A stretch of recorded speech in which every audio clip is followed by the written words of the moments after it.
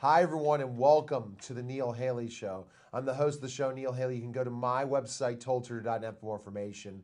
Twitter, Total Tutor, Neil S. Haley, Facebook, LinkedIn, Neil Haley, Instagram, Total Tutor, Pinterest, Neil Haley, and Google+, and also on Periscope at Total Tutor. I get excited when I'm in the TV studio.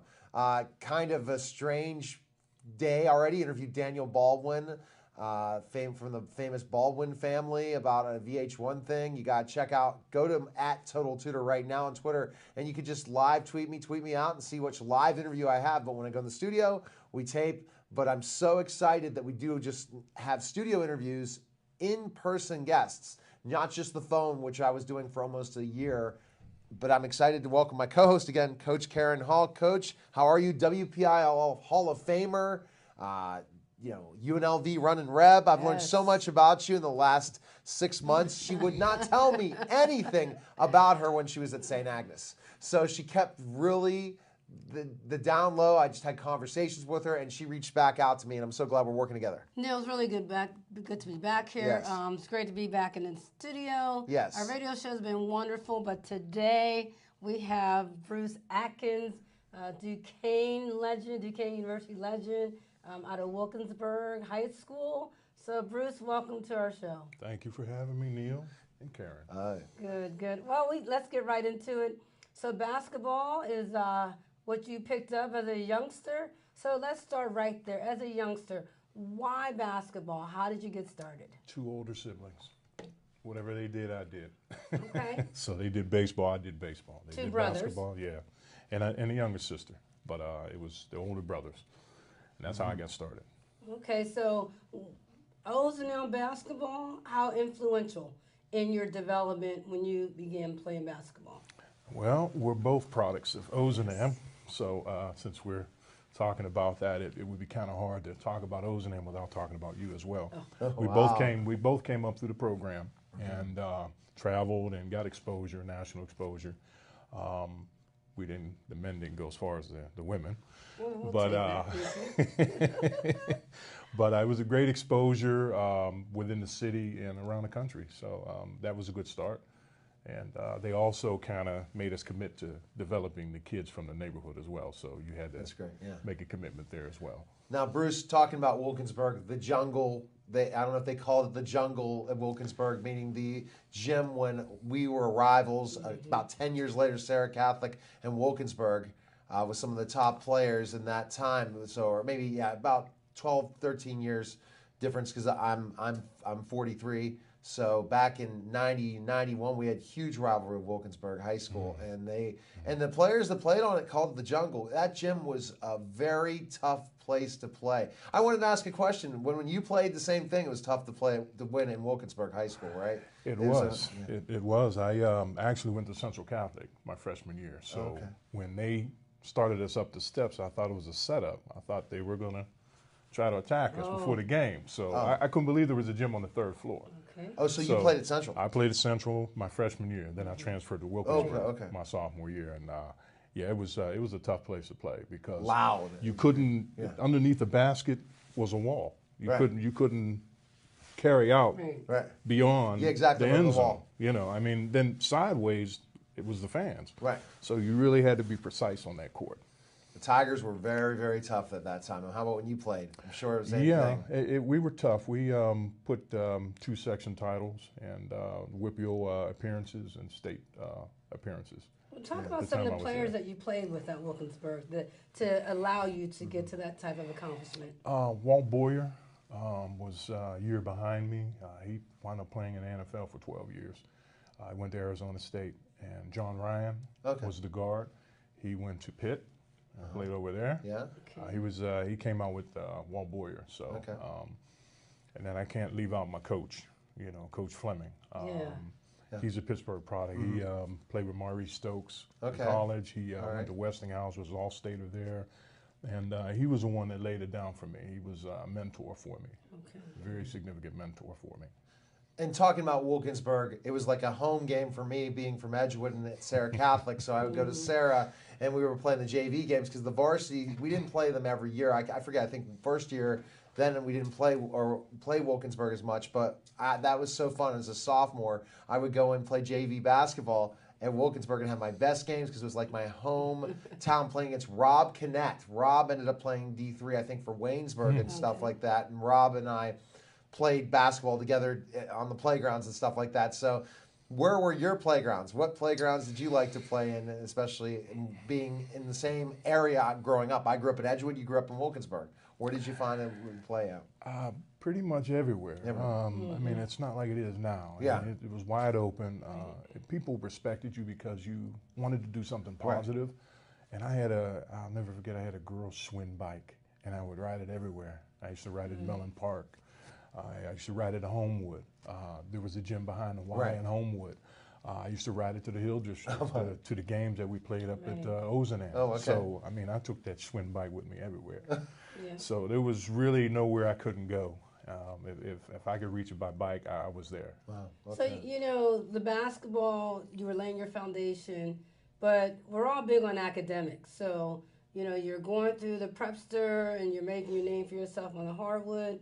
What about in the classroom? What was happening in the classroom? It was tough. It was tough. I came from Wilkinsburg, but again, my mentor, Fleming, he took away all my free periods. He made sure I was either in algebra or English. Okay. Good. He used to come by the classrooms. And there was one time where a young lady was just kidding. She said, I do all his papers. And he thought that was for real. Took a lot of explaining to say, no, she's joking, she's kidding. Right. But that was the foundation for me to be able to succeed at Duquesne University. So. Okay. So Fleming was such a mentor to you. At that time as a teenager, you were probably strong-headed, like, no, not class, I'm thinking basketball, especially your height, thinking you're going to end up playing in college. You had an idea, right? I didn't. You didn't about that, but I what really, about I really didn't. He did. Okay. He did. He knew what was going on, and he prepared me for it. When people would come in and talk to me, he would monitor that. That's great. There was one time where my head got kind of big, my grades dropped. You know, I was having success basketball-wise, and he embarrassed me so bad. Oh my! In front of the coach at that time in Western Kentucky. He said, "Oh, you don't want him. He's not going to make it. He's not going to graduate. He's not going to play for you." And I didn't expect it. He just embarrassed me. But turns out he was real good friends with the coach. But it really set me straight. He probably told him in advance that he was going to kind of deflate the head a little. I don't know, but he put a pin in my head. He did. Yes. Well, you know, high school, then there's college coming that you're not sure of. So where did you turn in terms of, like you just mentioned, you didn't really have college in your future, in your own mind. So what turned the tide for you? What then set you, well, maybe I know I'm good, but you know, what was the difference? You mean in terms of being in college? No, in terms of you're in high school and you just said you weren't really thinking about college, but your coach knew that was sort of in your future. So for you, at what point did you think, I think I can go to college and play basketball? Right. I mean, it was when the coaches started to come in and, you know, see me. I mean, and they had people come to visit me, you know, alumni. Okay. You know, Mike Webster came from Wisconsin. I'm like, you know, one of the Steelers, you know. I mean, you know, so I said, wow, I think this is really going to happen. This guy's serious. Right. So that was pretty much at that point. Choices. What were your choices as a senior at Wilkinsburg as far as colleges, visits? Take us through that. I narrowed it down. I went to Cincinnati. I was interested in Marquette, Tennessee. I was actually interested in Pitt, but that didn't work out. Okay, a little hesitation there. You were 6'8". Were you 6'8" at that time? I was probably about 6'7". Okay, so you're still big. Actually, the coach at Pitt focused more on the City League players. Okay. I mean, if you look at the roster back then, you'll see they have a lot of City League players. Okay. And we have mostly Whitfield players on our team. Oh, wow. So, that's you know, interesting, yeah. I mean, that was his focus. Okay. Gergerich was the coach at that time. Mike Rice was my coach. And that's how it played out. It was really actually great for the competition because it was like almost like the City League playing Whitfield. And then the rivalry was tremendous in the Civic Arena. I know, Coach, I'm sorry to jump to that because now you're bringing back the time when I was a little boy and I would go. I'd games, and it was so noisy in the Civic Arena. Sold out Pitt, the city game. And the chances of Pitt winning against Duquesne, it wasn't guaranteed. The Eastern 8 was up for grabs all the time. Yes, it was. And yes, so, and you never knew who would win. And my mom I grew up blue and gold the whole way. So even though I got my master's degree at Duquesne, I didn't become a Duquesne fan till a little bit later when I started just liking great basketball. Because I started, once Pitt left, just think of the Atlantic 10, how great it was. I would go to games at the Civic Arena, watch Temple, Rhode Island, all these different teams. But when you played, oh my gosh, it was so loud in there. Imagine, that city game must have been so crazy. It was. You would think that was mostly Pitt and Duquesne fans, but it really wasn't. It was people wanted to see Pitt and Duquesne. And at that time when I played, we split. I remember that. We won 4, we lost 4. Right. And it was truly a city game because most of your people were from Pittsburgh. Right. And the people that were on the court were from Pittsburgh, most of them. And it made for a great rivalry. I mean, you had Sam Clancy on your show, and he and I were kind of the centerpiece to that whole rivalry during that time. And people came to see that. How massive was that to play against Sam? You and Sam in your prime, head-to-head collision. Give us some of that physicality. I don't know if you could really write that story any better because, again, he was from the city, and he was a great player there. I was from the Whitfield, and I did my thing there. And the different tournaments he played in, there's the Akron tournament, there was the Sharon Hoyle tournament at the time, and then, of course, there was our tournament, the Dapper Dan Roundball Classic. Okay, so Sam was in the Roundball Classic. I watched him there. Him and Eugene Banks did their thing, and Eugene gave him the MVP, felt he was the MVP. Well, I come along, and I get the MVP.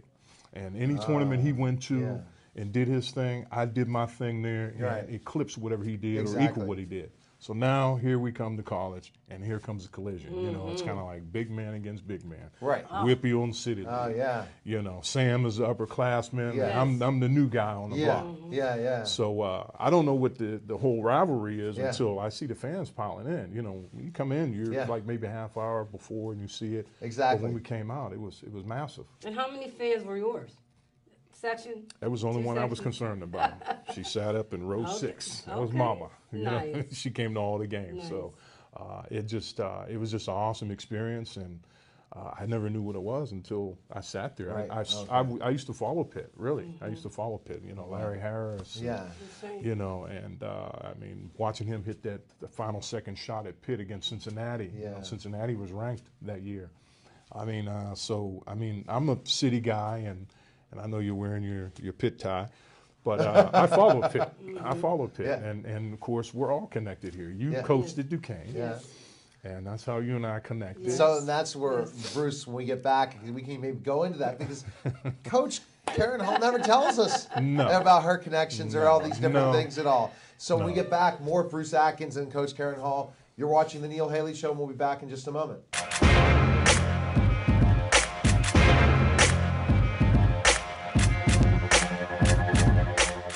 I grew up in a sports family. From a very young age, I was exposed to sports in a great way. My uncle was on the first pro basketball team in Pittsburgh, the Pittsburgh Ironmen. My cousins played baseball in the Army. I got to see them pitch at Fort Knox in Louisville, Kentucky. And my dad, of course, that was my hero. He was a basketball referee for over 30 years. Met a lot of great people. Have any of you ever heard of George Couples? He was a man who used to call our house and schedule my dad for City League basketball games. Just been a passion in my life, and as I got older I found out about horses, and I ended up owning a stable, and I was asked to be on a sports show with Roger Houston called the Meadows Racing Network. Watching Roger Houston direct and even produce this show, and when we were done I said, boy, that'd be something great. Maybe someday I could have a TV show. Back in 2011 I had a conversation with some friends about sports that piqued my interest in how could we start a sports talk show on TV? Well, I found out I could go to public access TV in Bethel Park and I'd be able to produce my own sports talk TV show. The great thing about doing 2 sports talk shows on BPTV is I can share my passion about sports with thousands of people every week. If you are passionate about something that you would like to share with the community, I encourage you to come to BPTV and produce a show like I do. I'm Al Levine, volunteer producer of Pittsburgh Sportsline on BPTV.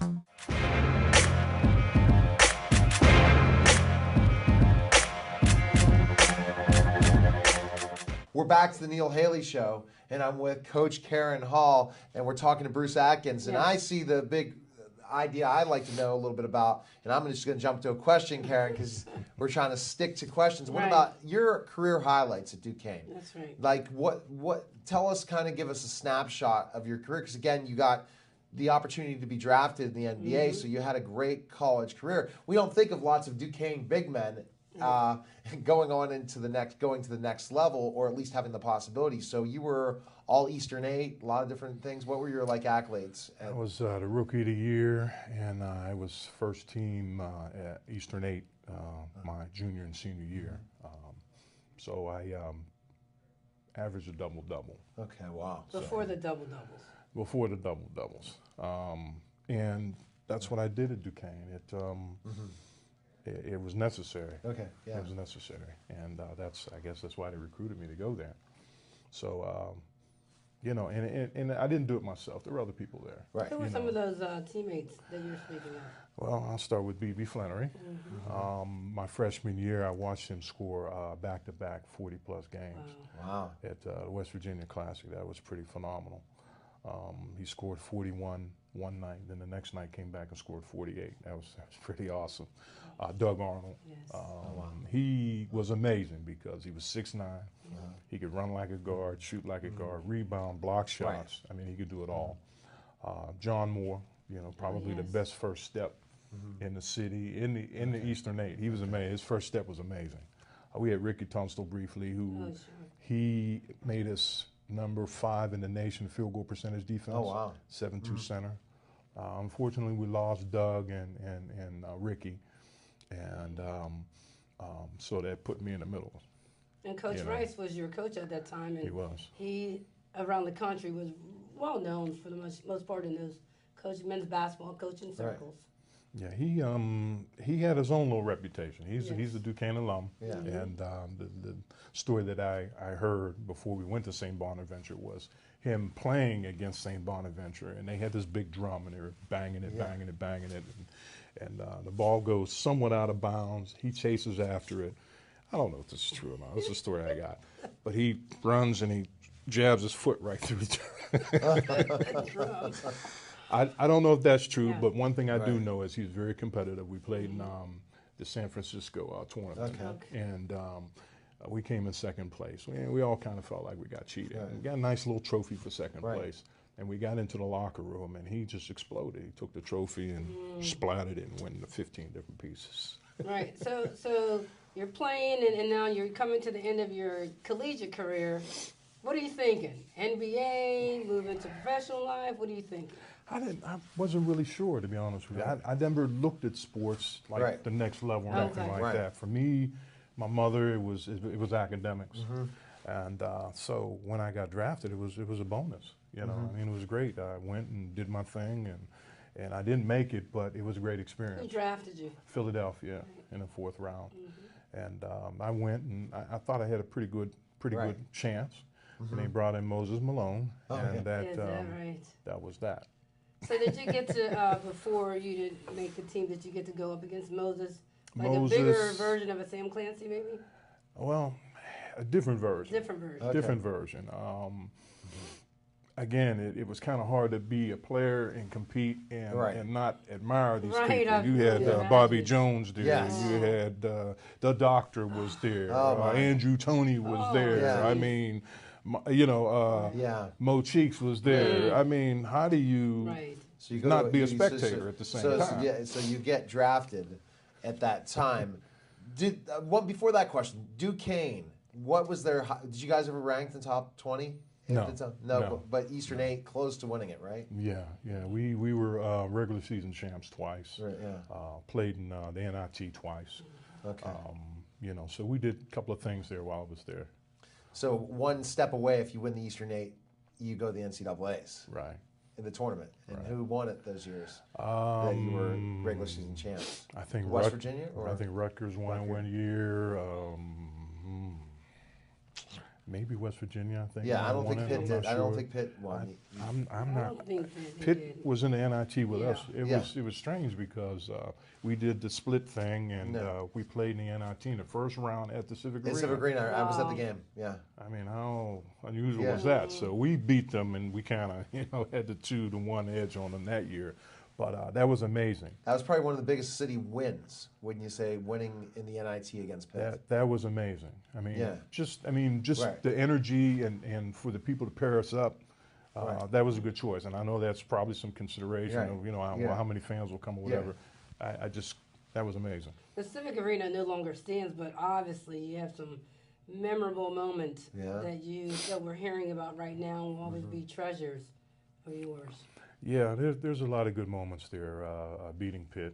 I mean, it was almost strange because it was our home court, but it really wasn't kind of a home court because, you had the Penguins playing there. But I knew where all the dead spots were on the floor. Yeah. You know what I mean? I knew what angles to shoot. Playing in a big arena like that compared to what the Duquesne plays now, I mean, that's such a great, awesome thing to be in that big arena. And to fill it. Yeah, to fill it is amazing. I mean, the place they have now, a lot smaller. Right. A lot more quaint. Exactly. I mean, it's a lot more quaint. But it's a lot different than the Civic Arena. It really is. I mean. So do you follow Duquesne? Have you went there, graduated, have your master's there?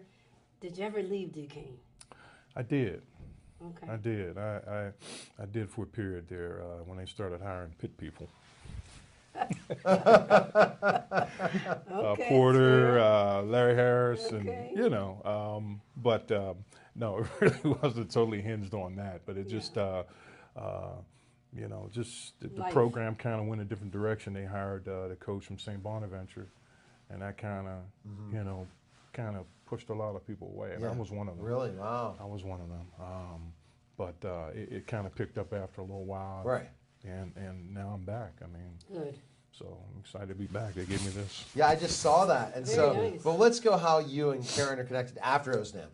Because she, when you coached together, you said Duquesne. Well, I was an assistant coach at Duquesne, and with Bruce's ties as a player at Duquesne, our paths sort of crossed. Okay, and we had in common, obviously, the O's and M, but we really had a chance to get to know one another, really talk about basketball in depth, and then life in general, and remain friends. And Bruce has a lot of history to himself, and just a really good guy. Always say, how do we want to be remembered?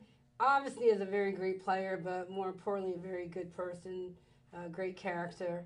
That was pretty smooth. How you moved away from you. That was really. I mean, for me, my connection with you is prior to that. It's just, it's kind of like belonging to a fraternity when you belong in sports, even across. So when she was coaching, what was she coaching? She was assistant women's basketball coach. Actually, my first coaching job. My very first college coaching job, and